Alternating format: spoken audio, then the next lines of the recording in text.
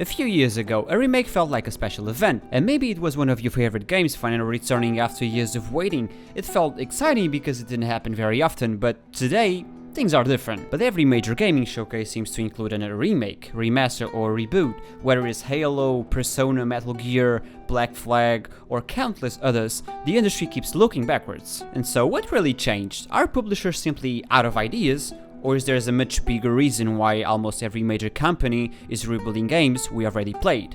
It's 2026 and creating a modern AAA game has never been more expensive, and studios keep spending hundreds of millions of dollars and sometimes 5 or 6 years developing a single title. But the problem is that after all that time and money, nobody knows if the brand new franchise will actually succeed. And some players might ignore it, and some reviews might disappoint, or it might simply release at the wrong time. That's an enormous gamble if you think. A remake, on the other hand, already has something incredible value: trust. People already know the characters, they know the world, they know the story, and most importantly, they already know they like it. And for publishers, that's a much safer investment than betting everything on a completely unknown idea. And I understand it's really easy to blame the publishers, but if we're being honest, players have played a huge role in this. Every time a classic game is mentioned online, the comments quickly fill it with the same sentence: please remake this game. And for years, fans asked for games like Resident Evil 4, Dead Space, Silent Hill 2, Persona 3 and many others to return, and the publishers actually listened. And as I said, it's really easy to blame the publishers, but it's difficult to blame companies for making remakes when millions of players are asking to them, and in most cases, they are simply making the product their audience already wants. But there's another reason remakes work so well, and it's called nostalgia, and all they need is a single piece of music, a familiar menu or an old character, and sometimes that's enough to remind people why they love a game years ago, and that's really incredibly powerful.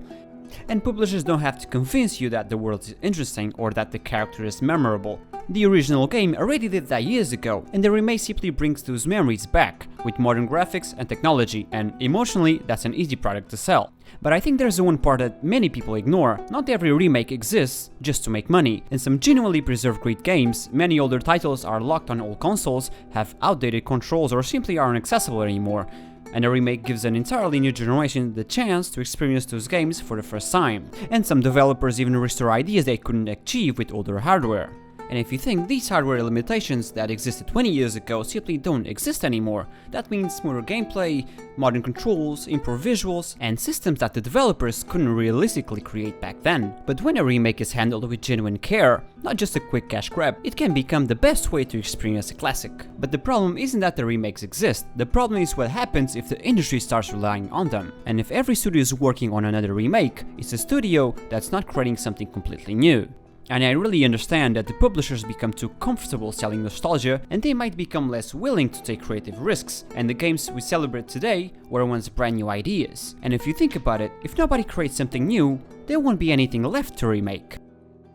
And one thing we don't talk enough is that for millions of new players, the remake will be their first experience with that world. And so they won't have the same memories or context that older fans have. To them, this is the game. And that really puts an enormous responsibility on the developers, because they're not just updating the graphics or modernizing the mechanics, they're preserving a piece of gaming history while also trying to make it feel relevant today.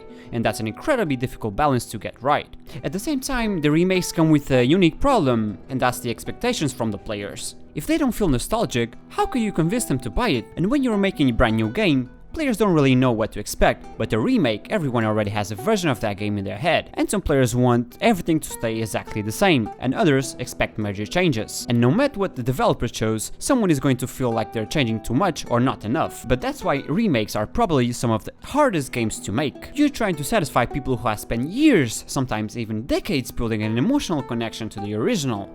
And maybe that's the real challenge. It's not whether the developers can remake a game, it's whether they can create the feeling people had the first time they played it. And sometimes not the engine, nor the graphics, and no amount of technology can guarantee.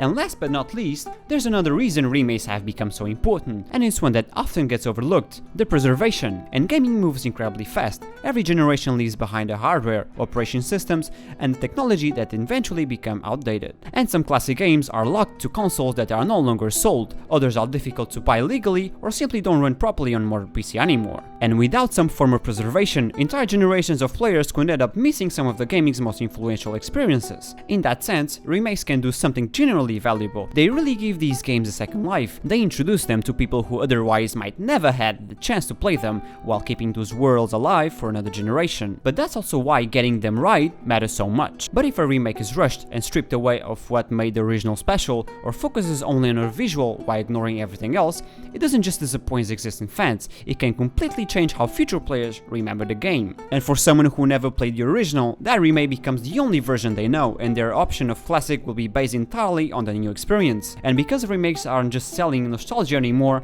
in many cases they are becoming the way gaming history is passed on the next generation of players.